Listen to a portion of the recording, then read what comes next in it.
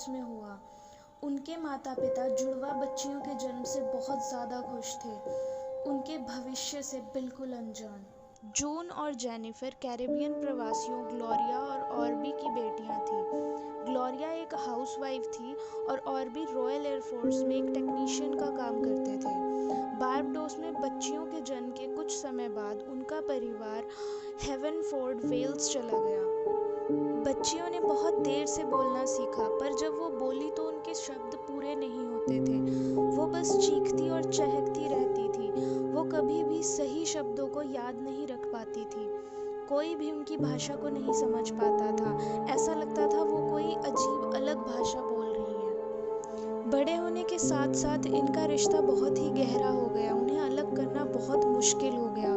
वो हमेशा एक दूसरे के साथ ही रहती थी और स्कूल में सिर्फ ये दोनों ही काली स्किन वाले बच्चे थे, इसलिए इनके साथ बहुत बुरा बर्ताव होता था, जिसकी वजह से ये दोनों अपने आप को बहिष्कृत महसूस करने लगी और कोई दोस्त भी नहीं बना पाई।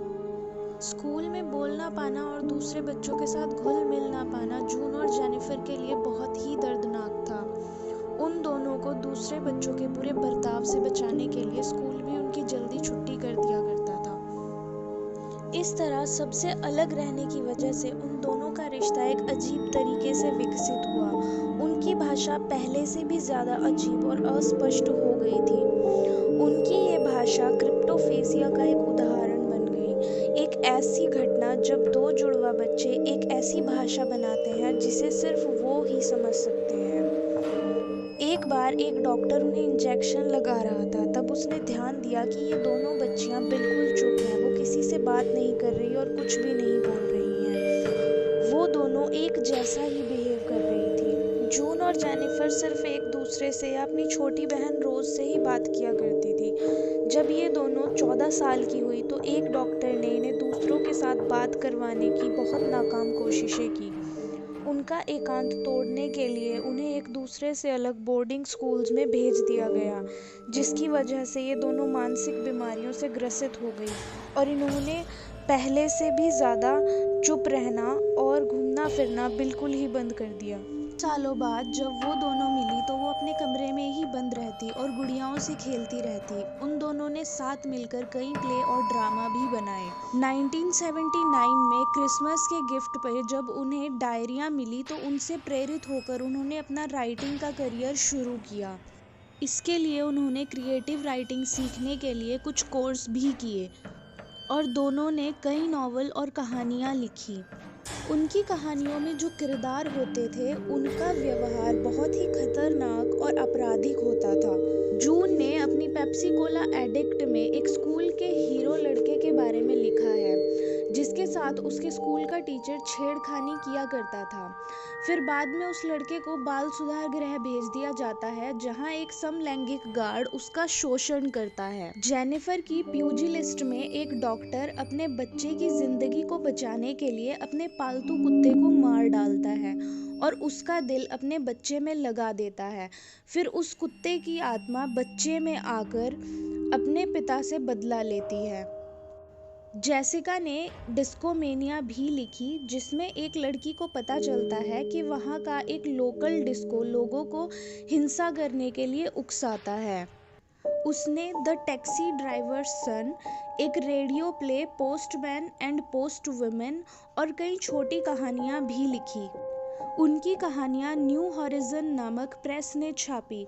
उन्होंने अपनी कहानियाँ मैगजीन्स को बेचने की भी कोशिश की, पर वो नाकाम रही। 15 साल की उम्र तक आते आते उन्होंने काफ़ी बुरे काम किए, जैसे ड्रग्स लेना, लोगों की पर्सनल चीज़ें चुराना, और एक बार उन्होंने एक बिल्डिंग में आग लगा दी, जिसकी वजह से उन्हें ब्रॉडमोर मेंटल हॉस्पिटल भेज दिया गया। यहाँ दोनों बहनों ने 14 साल बिताए। जून ने बाद में इसका कारण उनका ना बोलना बताया। उसने कहा, बाल अपराध के लिए सिर्फ 2 साल की सज़ा मिलती है और हमने उस नर्क में 12 साल बिताए, बस क्योंकि हम बोलती नहीं थी। हम सारी उम्मीद खो चुके हैं। मैंने महारानी को लेटर भी लिखा और कहा कि हमें यहाँ से निकाले, पर हम फंस चुके हैं। डॉक्टर्स को लगता था कि जून और जेनिफर बहुत ही ज़्यादा डिस्टर्ब्ड और ख़तरनाक है। वहाँ के स्टाफ ने बताया कि कुछ दिन सिर्फ एक ही बहन खाना खाती है और अगले दिन दूसरी बहन, जबकि एक बहन भूखी रहती है।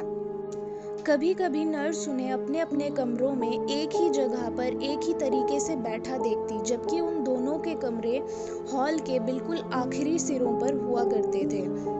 मार्जरी वॉल्स, एक टीवी होस्ट, उन दोनों बहनों को हर हफ्ते मिलने आती थी और उनकी डायरी पढ़ती थी, जिसमें वो लिखती थी कि वो कैसे फंसा हुआ, कितना पोजेस्ड और कितना टॉर्चर महसूस करती हैं एक दूसरे से। जेनिफर ने लिखा था कि हम एक दूसरे के दुश्मन बन गए हैं, हमें अपने शरीरों से खतरनाक किरणें निकलती हुई महसूस करती हैं जो एक दूसरे के शरीर को जलाती हैं। Marjorie walls the Sunday times newspaper के लिए काम किया करती थी। उस न्यूज़पेपर में इनकी कहानी छपने की वजह से काफ़ी लोगों का ध्यान इनकी कहानी की तरफ गया। एक ब्रिटिश न्यूज़पेपर ने उनकी कहानी को थोड़ा पर सटीक विवरण दिया, जिसका नाम था जीनियस ट्विंस वॉन्ट स्पीक। जून और जेनिफर ने यह तय कर लिया था कि अगर उन दोनों में से कोई एक मर गया तो दूसरा नॉर्मल जिंदगी जीना और बोलना शुरू कर देगा। उन्हें ये विश्वास हो गया था कि उन दोनों में से किसी एक का मर जाना ज़रूरी है। ब्रॉडमोर के स्टाफ ने उन्हें कई बार ये बहस करते हुए सुना था कि उन दोनों में से किसे जीना चाहिए और किसे मर जाना चाहिए। काफ़ी बहस के बाद जेनिफर अपनी ज़िंदगी का बलिदान देने के लिए मान गई। मार्च 1993 में दोनों बहनों को ब्रॉडमोर से कैसवेल क्लिनिक, ब्रिजन, वेल्स में भेजा जा रहा था। जिस रात उन्हें जाना था, उन्हें एक कार लेने आई। जेनिफर जाने के एक दिन पहले से ही अजीब बर्ताव कर रही थी। वो बोल रही थी कि मैं मर रही हूँ। वो दोनों बाहर आई और उन्होंने ब्रॉडमोर के हरे गेट की तरफ देखा। जेनिफर जून के कंधे पर गिर गई और कोमा में चली गई। उसे तुरंत हॉस्पिटल में ले जाया गया, जहां बाद में उसे मरा हुआ घोषित कर दिया गया। जून अपनी बहन के मृत शरीर को देखने और उसे अलविदा कहने गई और उसने एक लाल गुलाब उसकी चेस्ट पर रख दिया। जेनिफर के मरने की वजह आज भी एक रहस्य है। पोस्टमार्टम से पता चला कि जेनिफर की मौत दिल के अचानक रुक जाने से हुई है, जबकि उसके शरीर में किसी भी तरह का कोई जहर या ड्रग नहीं मिला। कुछ डॉक्टर्स का कहना था कि ब्रॉडमोर ने उन्हें दवाइयों का बहुत ही हाई डोज दिया, जिसकी वजह से जेनिफर का इम्यून सिस्टम कमज़ोर हो गया। पर दोनों बहनों को एक ही जैसा ट्रीटमेंट दिया जाता था। जून की सेहत बहुत ही अच्छी थी, जबकि जेनिफर की मौत हो गई। जून ने जेनिफर की कब्र के पत्थर पर एक कविता लिखी। हम कभी दो थे, हम दो एक बने, हम अब दो नहीं हैं, जिंदगी से एक हुए, रेस्ट इन पीस। 2 दिन बाद जून ने वॉल्स से कहा, आखिर मैं मुक्त हो गई। आखिर में जेनिफर ने मेरे लिए अपना बलिदान दे दिया। जेनिफर के मरने के बाद जून ने हार्पर्स बाजार और द गार्डियन में इंटरव्यू दिए। 2008 तक वो शांति से और अकेले पर अपने माता पिता के घर के पास वेस्ट वेल्स में रहती थी।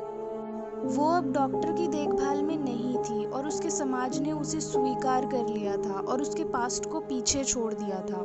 2016 में एक इंटरव्यू में उसकी बड़ी बहन ग्रेटा ने कहा कि इस सब के लिए ब्रॉडमोर जिम्मेदार है। उन्होंने जेनिफर की सेहत पर ध्यान नहीं दिया। वो इस सब के लिए ब्रॉडमोर पर केस करने वाली थी, पर उनके माता पिता ने ये कहकर मना कर दिया कि इससे जेनिफर वापस नहीं आ जाएगी।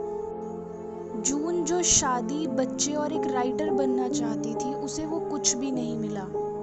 इसके उलट वो एक किराए के घर में अकेले रहती है और बहुत कम बाहर जाती है। वो सिर्फ अपने परिवार से स्पेशल मौक़ों पर ही मिलती है।